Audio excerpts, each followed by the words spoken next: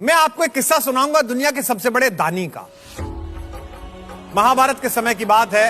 महाराज युधिष्ठिर ने अपना नया राज्य बनाया था, इंद्रप्रस्थ, आप जानते हैं। और महाराज युधिष्ठिर सत्य और धर्म के मार्ग पर चलने वाले एक आइडियल किंग, एक आदर्श राजा, बहुत दान किया करते थे। जो आ जाए सामने, जो मांगे, महाराज युधिष्ठिर के द्वार से कोई खाली नहीं जाता था। धीरे धीरे महाराज का यश फैलने लगा, प्रसिद्धि फैलने लगी। अच्छाई और प्रसिद्धि के साथ साथ बुराई भी चलती है। लेकिन युधिष्ठिर भी मनुष्य थे, बहुत सारा दान करते थे और चारों तरफ दरबारी गुणगान में लगे रहते थे। वे युधिष्ठिर से कहते, साहब, संसार में आपसे बड़ा कोई दानी नहीं है, बाकी सब बेकार है। एक दिन राज दरबार में चर्चा चल रही थी कि सबसे बड़ा दानी कौन।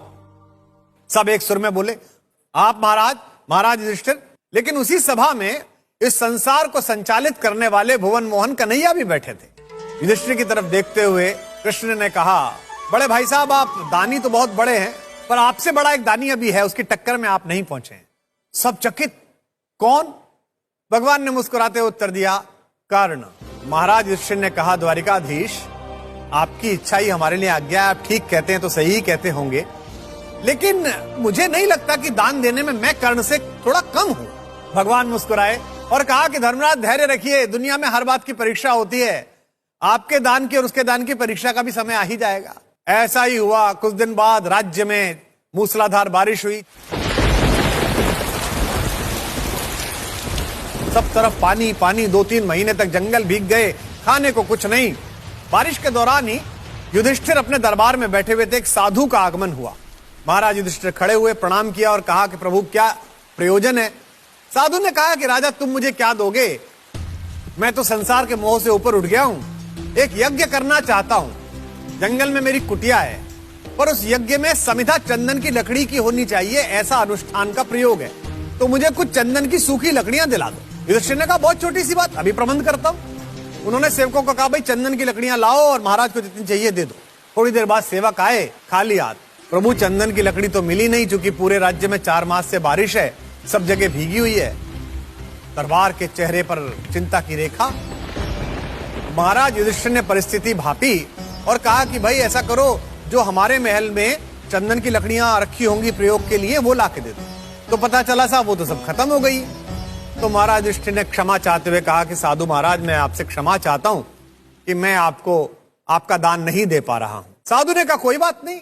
तभी भुवन मोहन कन्हैया बोले कि सुनिए महाराज, इनसे बड़ा एक दानी थोड़ा आगे रहता है, कर्ण नाम है उसका, जरा उससे मिल लीजिए, हो सकता है आपकी बात पूरी हो जाए। साधु ने कहा, ठीक है, सुना तो उनके बारे में, वहां चला जाता हूं।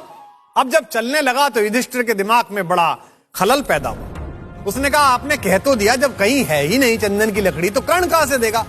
हम और आप भी चलते हैं। तो दोनों वेश बदलकर उसके पीछे पीछे चले। पहुंचे तो वहां साधु ने कर्ण से कहा, महाराज, मुझको चंदन की लकड़ियां चाहिए, ताकि मैं यज्ञ करना चाहता हूं। कर्ण ने अपने सेवकों से कहा, भाई चंदन की लकड़ी लाओ। सेवक बोले, जी जंगल में बारिश है, यानी कि वहीं खड़े हैं जहां युधिष्ठिर खड़ा था। अब साधु ने कहा, ठीक है महाराज, यहां से भी खाली हाथ लौट जाता हूं। कर्ण ने खड़े होकर मुस्कुराते हुए कहा, कर्ण के द्वार से मांगने वाला खाली हाथ लौट जाए, यह संभव नहीं है। दिन निकलना भूल जाए, यह संभव है। आप रुके महाराज, इस पृथ्वी पर अगर चंदन की एक भी लकड़ी सूखी कहीं होगी, तो वो आपके यज्ञ के लिए कर्ण अर्पित करेगा। और उसी क्षण कर्ण के मस्तिष्क में आया। उसने अपने सेवकों से कहा कि सुनो, मैं और महारानी जिस कक्ष में सोते हैं, उस कक्ष के खंबे और छत चंदन की लकड़ी की बनी हुई है। मैं रोज देखता हूं और उसकी सुगंध अनुभव करता हूं। तो मैं आप लोगों को आदेश देता हूं कि मेरे शयन कक्ष के सारे दरवाजे खिड़कियां उतारिए, उसको तोड़ दीजिए, उसकी लकड़ी ले आइए और महाराज को अर्पित कीजिए, ताकि अपना यज्ञ कर सके। यही हुआ। कर्ण का शयन कक्ष ध्वस्त कर दिया गया और वो लकड़ी समर्पित कर दी गई।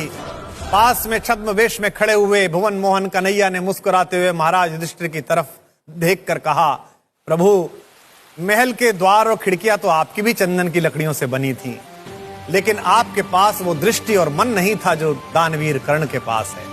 महाराज युधिष्ठिर निशब्द थे। उन्होंने हाथ जोड़कर कृष्ण के सामने क्षमा याचना की और उस समय स्वयं समय ने ही संसार के सबसे बड़े दानी के रूप में कर्ण की घोषणा कर दी।